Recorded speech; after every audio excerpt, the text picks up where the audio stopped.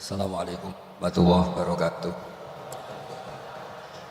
Alhamdulillahirabbil alamin wassalatu wassalamu ala asyrofil mursalin sayyidina Maulana Muhammadin wa ala alihi wa sahbihi asma'in amma ba'du.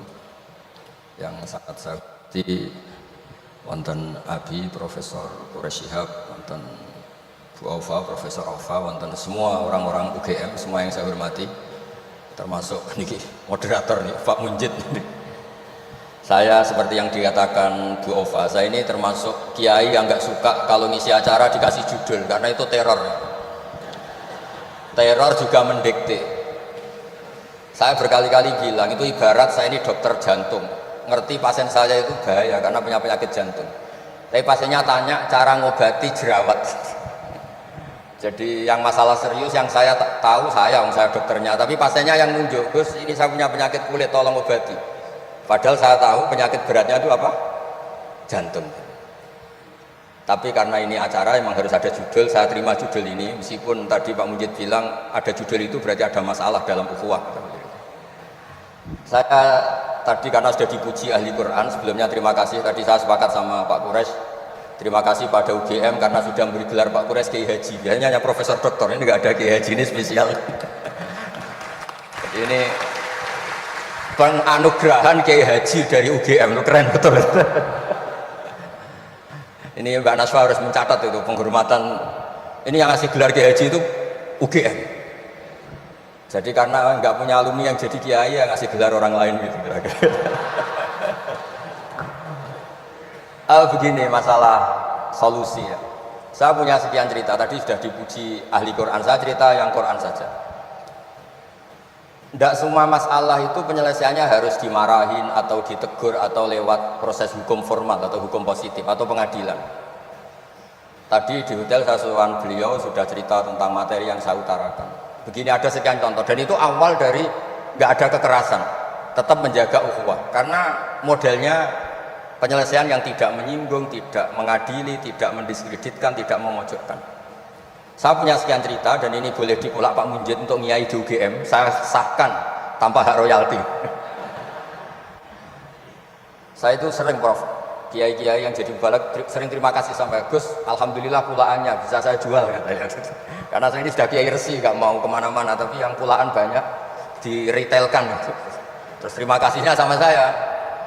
Dan karena saya ikhlas ya ada dapat royalti. Tapi sudahlah royaltinya surga saja. Saya cerita yang rileks.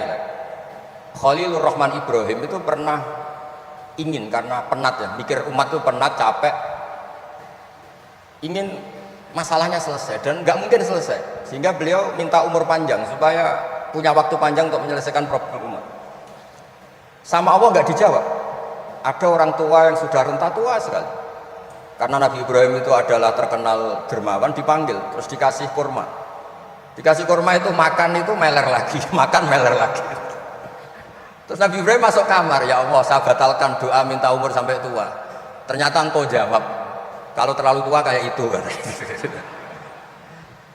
Terus kedua Nabi Daud, ini cerita dulu ya, jangan ditiru. Saya ulang lagi cerita dulu, jangan ditiru. Nabi Daud itu terkenalnya ini, itu punya istri itu 99. Ini cerita dulu. Kalau sekarang maksimal 4 itu saja kalau berani. Kata orang Madura itu kalau ingin punya istri 2, 4 itu 1 tambah 1 sama dengan 0 Bos, karena semuanya lari. Tapi ketika melihat satu perempuan yang cantik, beliau ingin sekali. Ketika penasihatnya bilang, engkau sudah punya 99, tapi tidak ada yang kayak itu. Saya masih ingat sama Profesor Denny ketika nerjemah Inna hadza akhi lahu tisuna najah. Saya tanya sama Prof Denny, abahnya Bu Ovain, Pak Denny kenapa masih ingin yang satu lagi padahal sudah punya 99? Kata Nabi Daud, tidak ada yang kayak itu. Terus saya bilang sama beliau, berani berargumentasi ini depan Bu Latifah, ya jangan, ini kata Nabi Daud, tidak kata saya. Singkat cerita terus Allah ternyata nggak negur Nabi Daud dengan apalagi mempermalukan, negur depan umum atau di medsos atau yang mempermalukan. Allah bikin drama, yaitu ngutus 2 malaikat. Nabi Daud pas itu raja, 2 malaikat datang tergopoh-gopoh menunjukkan kalau sedang ada masalah yang serius, yang krusial. Nabi Daud sampai kaget, fafazi aminhum, kaget betul Nabi Daud. Tahu-tahu ada orang di depannya terus tanya, kenapa kamu tergopoh-gopoh? Saya ini punya masalah berat ya Nabi Allah Daud. Apa masalah kamu? ini saudara saya sudah punya kambing 99, minta saya yang punya kambing hanya satu, gimana cara jenengan? Oh kamu udah adil, kamu rakus, dimaki-maki yang punya 99. Sudah ini keputusan final, sudah pulang. Barang setelah pulang, oh, itu gue banget kata Nabi Daud. Enggak ditegur, Allah pakai drama. Jadi masalah sekarang adalah amar ma'ruf nahi mungkar sudah kehilangan seni bikin yang tanpa masalah, yang tidak menimbulkan masalah baru gitu. Jadi intinya itu ada penyelesaian masalah yang enggak harus seperti itu gitu, pakai drama, pakai apalah yang. Terus cerita ketiga, banyak peristiwa-peristiwa sosial. Saya ulang lagi, peristiwa-peristiwa sosial yang penyelesaiannya itu juga agak lewat pengadilan.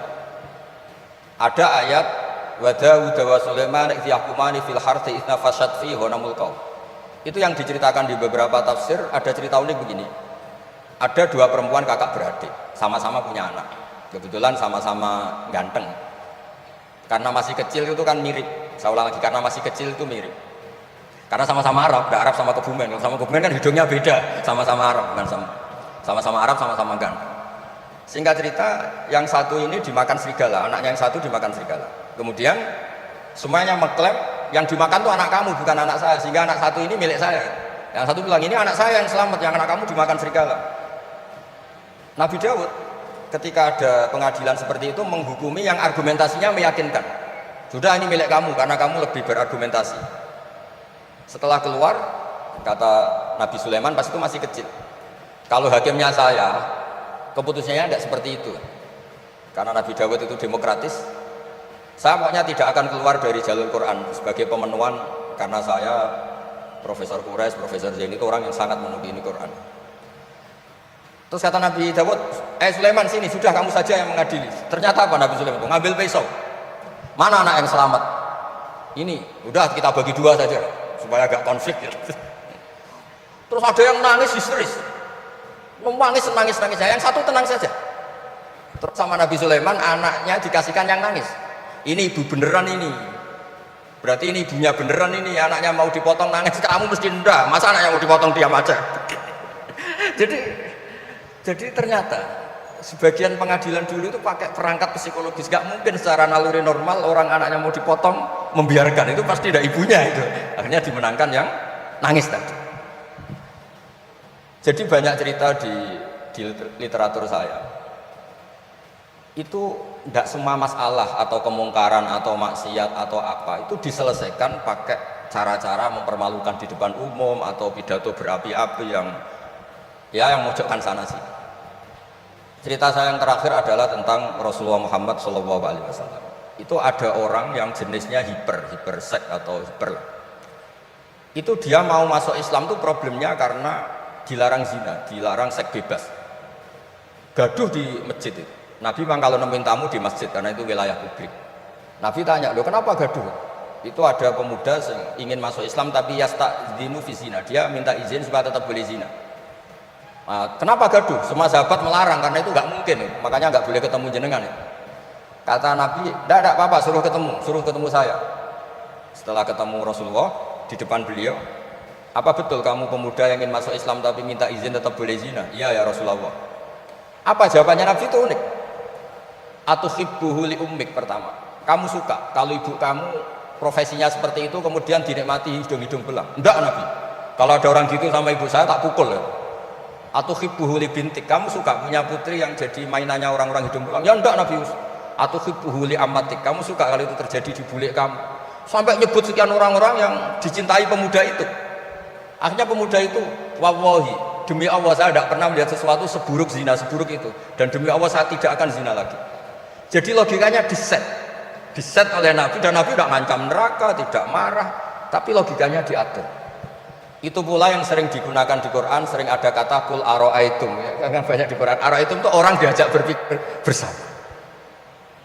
Ya, jadi menjaga kemajmukan, menjaga ukhuwah itu dimulai dari cara menyelesaikan. Tidak semuanya harus pakai marah-marah, pakai apa. Dimulai dari Allah sendiri dalam banyak cerita di Quran, di hadis itu suka hal-hal yang kecil, yang keseharian. Makanya dulu itu kalau ulama ditanya, saya ini tidak punya uang padahal ingin makan enak, ij'al idama ka'al ju'a, ya lauk paling enak itu satu, yaitu lapar.